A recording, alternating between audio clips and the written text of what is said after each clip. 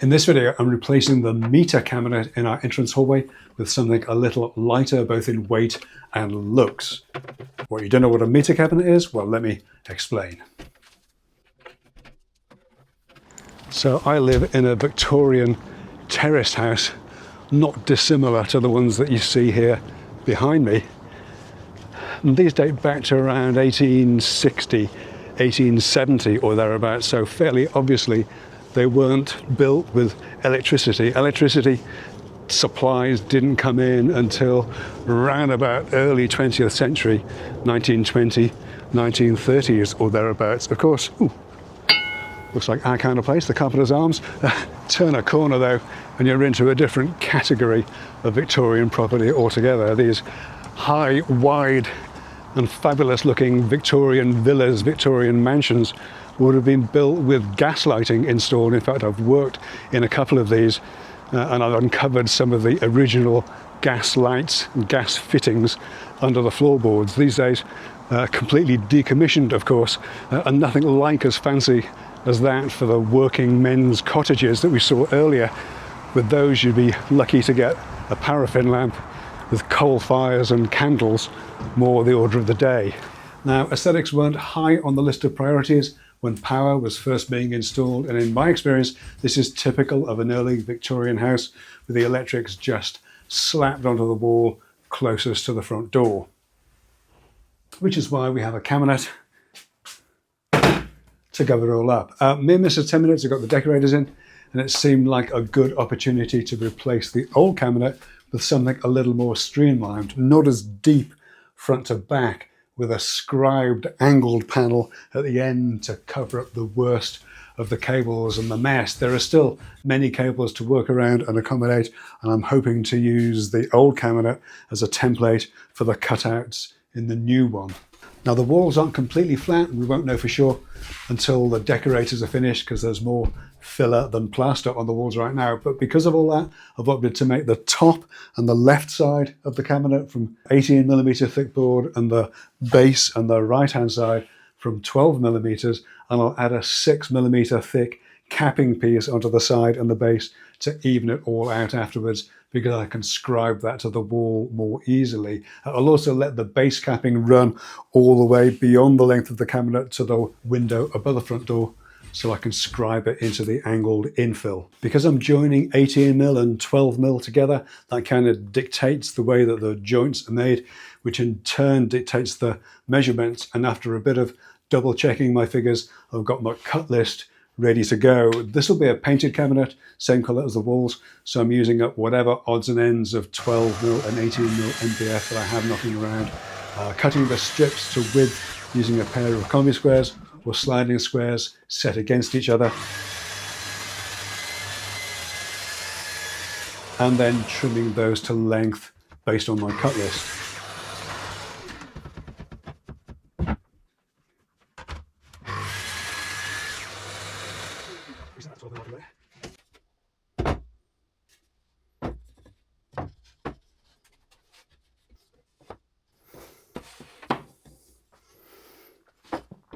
So that's not looking too bad.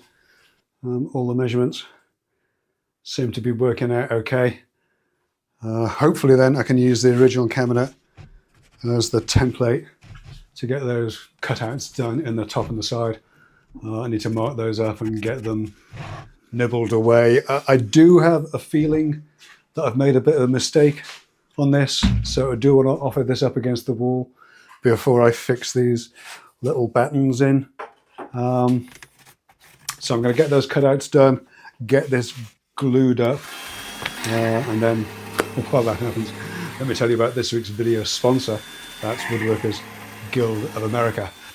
Woodworkers Guild of America is your online resource for woodworking instruction, ideas, and information, a community where you can hone your skills and share your woodworking journey with other members along the way. Whether your focus is on making projects from sheet goods like me, or finer woodworking with hand tools in natural timbers, or anything and everything in between, you'll find a wealth of knowledge and experience within the community. There's a vast collection of woodworking tutorials that are constantly being updated, alongside interesting articles, project ideas, relevant product reviews and Q&A sessions with experts.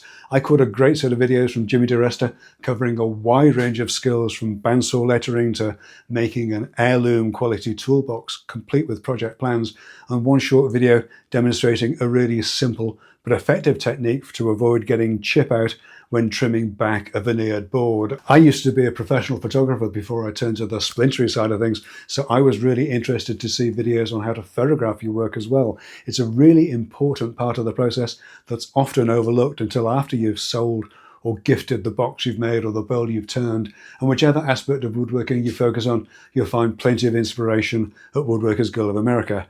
The first 1,000 people using the link in the video description to join the community will receive a full year's premium membership for just $1.49. That offer is valid for new members only, by the way. You can't really say fairer than that. And thanks so much to Woodworkers Guild of America for extending that offer to all viewers and for sponsoring this video.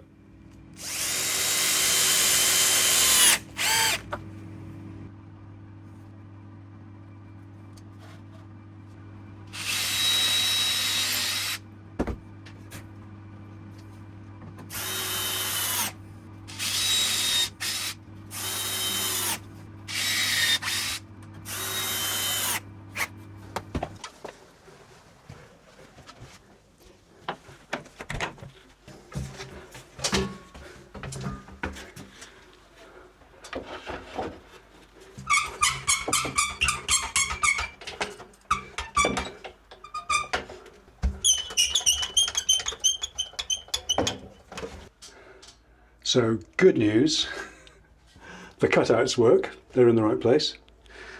My concern was I'd measured and allowed for the consumer unit, but the fuses stick out a little bit further, and I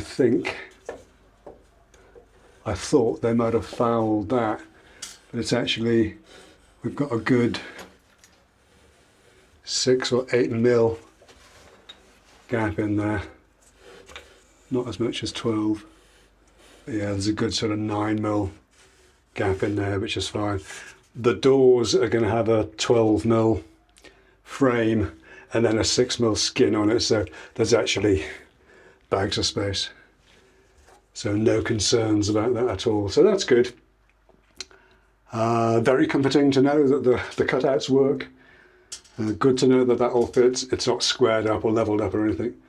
But generally speaking, I'm very happy to get those little battens in, and then we can consider the infills and the scribes and everything else. Right, back to the workshop. I'll get those battens in and we'll see where we go after that.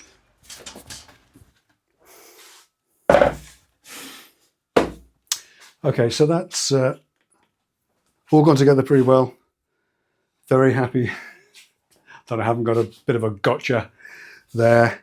The answer, of course, would have been to mount these battens on the carcass to pack it away from the wall by another 12 mil if that was necessary, but there's actually plenty of clearance, which is really good. So I can mount these inside as planned. Just going to screw these in, screwed and glued, and these just give me plenty of fixing points. I'm always a little bit cautious about drilling into a wall that's got lots of cables in it. You never truly know where they are until you hit one. So I'd like to give myself plenty of options. I'm going to get those fixed on now. One thing I did notice is that the corner of this is just catching on the fat cable, the incomer. So I'll take that off with a rasp and we can get this moved over a little bit. But overall, very happy with how that's gone. I'm going to put the battens on, then sort of take stock as to where we are.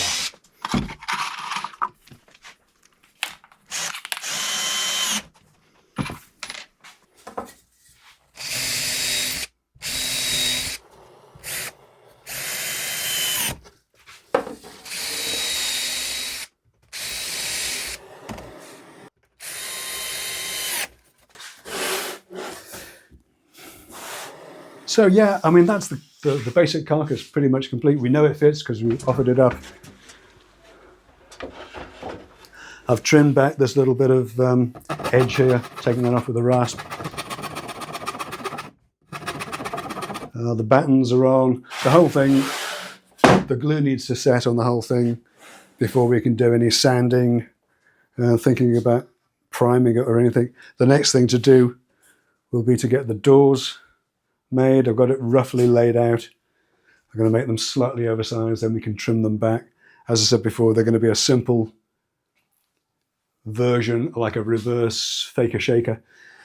So you get the shaker style rebates on the inside, so you get a smooth door on the outside.